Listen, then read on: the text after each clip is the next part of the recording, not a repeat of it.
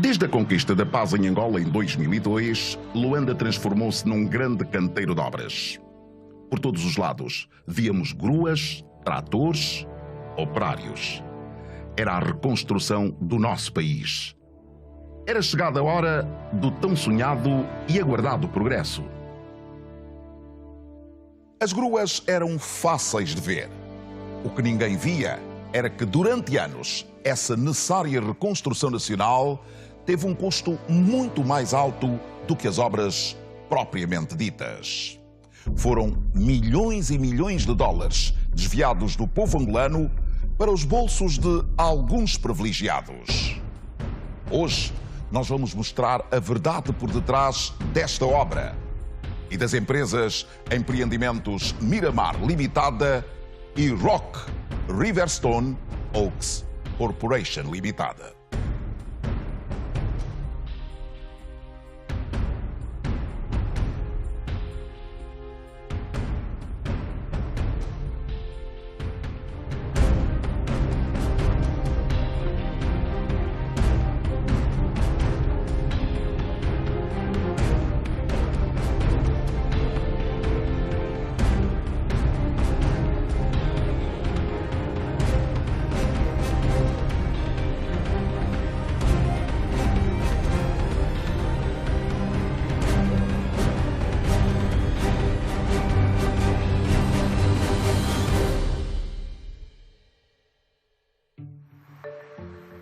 Tudo começou em 2007, com a criação do consórcio Miramar Empreendimentos Limitada.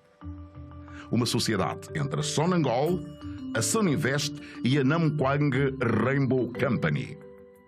De acordo com o documento da constituição da nova empresa, a Sonangol detinha 43% do negócio, a Soninvest 40% e a Namquang 17%.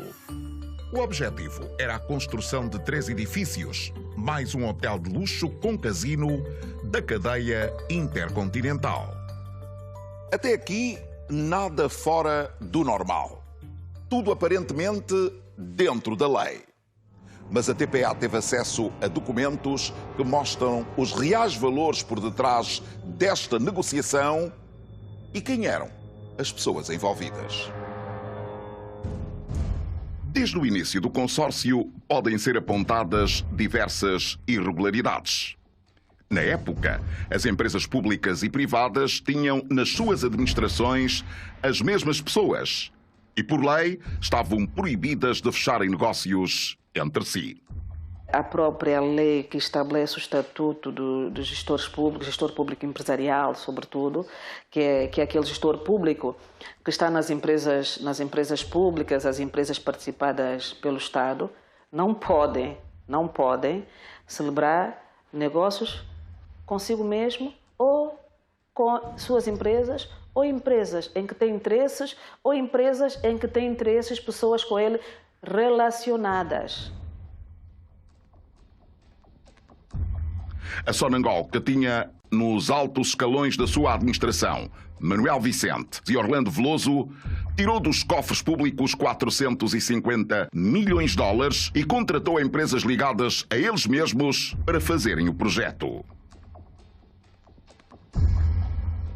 A construtora Namquang, que tinha como sócia a Rock Riverstone Oaks Corporation, que pertence aos mesmos administradores da Sonangol, não entrou com nada de dinheiro.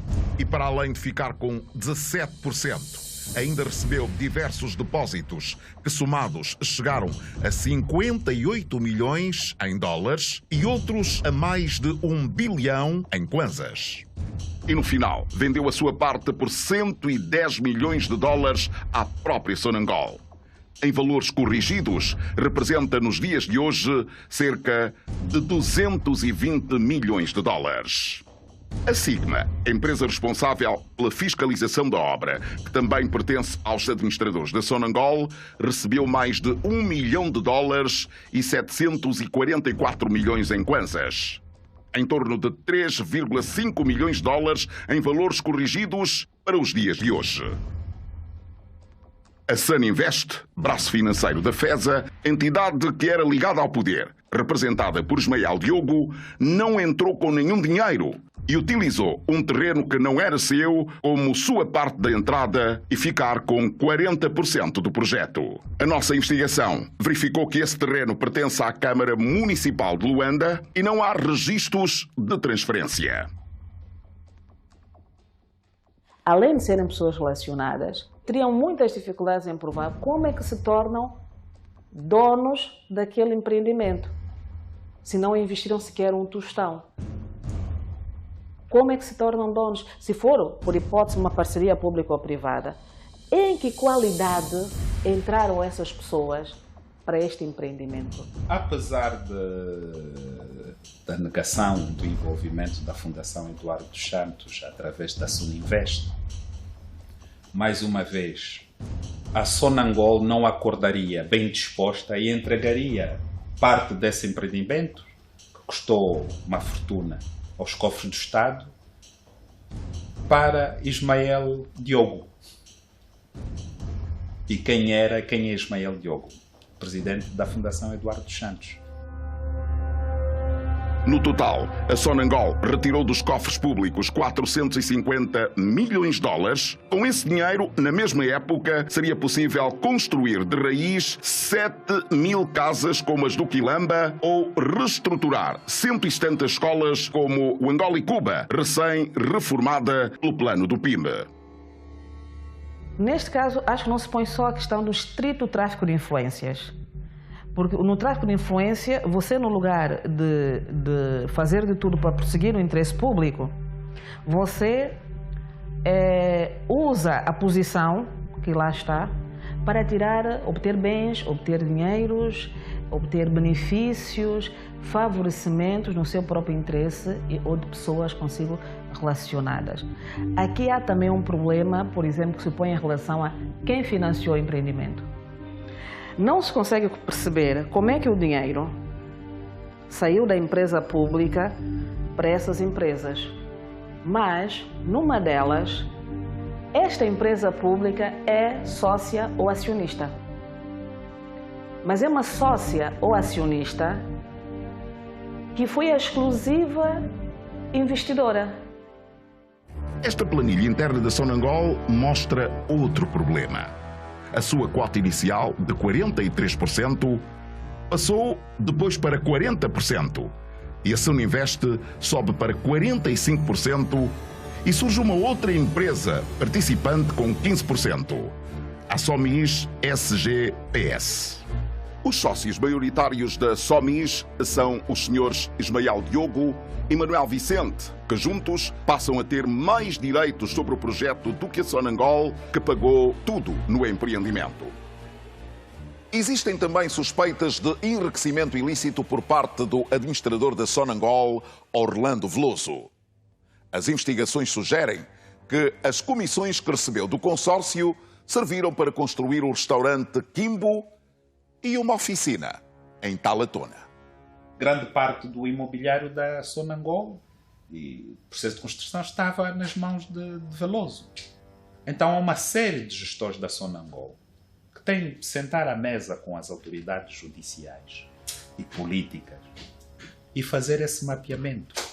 A pessoa deve ter penas acessórias também. É pena de prisão, é perda de tudo quanto obteve o resultado do crime, é perda daquilo que adquiriu com o resultado do crime, é perda dos ganhos e comissões que recebeu e outros benefícios com o cometimento do crime, perda da função, da função pública, do cargo público e da sua própria qualidade de funcionário público, é estar impossibilitado de obter algum benefício ou isenção fiscal, ou mesmo créditos. Ou seja, existe aqui um leque de outras sanções correlacionadas, da qual se deve efetivamente tirar proveito para que não se venda à sociedade em geral e aquelas pessoas em particular a ideia do que o crime pode compensar.